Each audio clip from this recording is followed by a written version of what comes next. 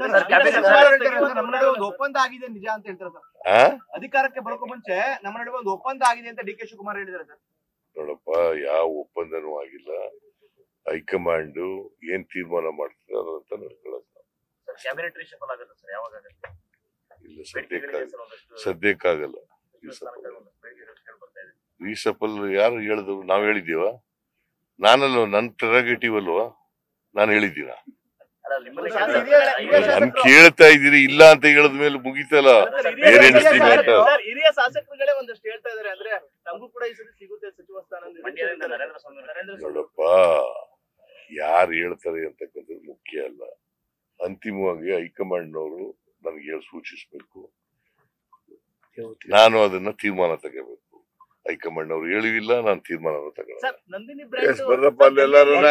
Brand ಈಗಾಗಲೇ ಉದ್ಘಾಟನೆ ಮಾಡಿದ್ರಿ ಸರ್, ನೀವು ಕೂಡ ಹೋಗಿದ್ರಿ. ಆದ್ರೆ ಆ ಹಾಲು ಜನರಿಗೆ ಸಿಗಬಾರ್ದು ನಿಟ್ಟಿನಲ್ಲಿ ಒಂದಷ್ಟು ಹುನ್ನಾರಗಳು ನಡೀತಾ ಇದೆ ಅಂತ, ಅಂದ್ರೆ ಖಾಸಗಿ ಕಂಪನಿಗಳು ಆ ಹಾಲು ಜನರಿಗೆ ದೆಹಲಿಯಲ್ಲಿ ನಂದಿನಿ ಹಾಲು ಸಿಗಬಾರ್ದು ನಿಟ್ಟಿನಲ್ಲಿ ಒಂದಷ್ಟು ಜಾಸ್ತಿ ಆಗಿದೆ ಸರ್. ಬೇಡಿಕೆ ಜಾಸ್ತಿ ಇದೆ, ಡಿಮ್ಯಾಂಡ್ ಜಾಸ್ತಿ ಆಗಿದೆ. ಅಲ್ಲಿ ಜನಸಾಮಾನ್ಯ ಕ್ವಾಲಿಟಿ ಇದೆ ಅಂತ ಹೇಳಿ, ಕ್ವಾಲಿಟಿ ನಾವು ಹಸುನ ಹಾಲನ್ನೇ ಕೊಡ್ತಾ ಇದೀವಿ. 95% ಹಸುನ ಹಾಲು ಕೊಡ್ತಾ, ಬಹಳ ಡಿಮ್ಯಾಂಡ್ ಆಗಿದೆ. ಅದರಿಂದ ಬಹಳ ಡಿಮ್ಯಾಂಡ್ ಇದೆ. ನಾಳಿನ ಸಮಾವೇಶ ಸರ್, ಬರ್ರಪ್ಪ ಬೆಳಗ್ಗೆ. ಏನ್ ಸಂದೇಶ ಸರ್? ನಾಳೆ ಬರ್ರಿ. ನ್ಯೂಸ್ ಫಸ್ಟ್, ನಿರ್ಭೀತಿಯಿಂದ ನಿಮ್ಮ ಪರವಾಗಿ.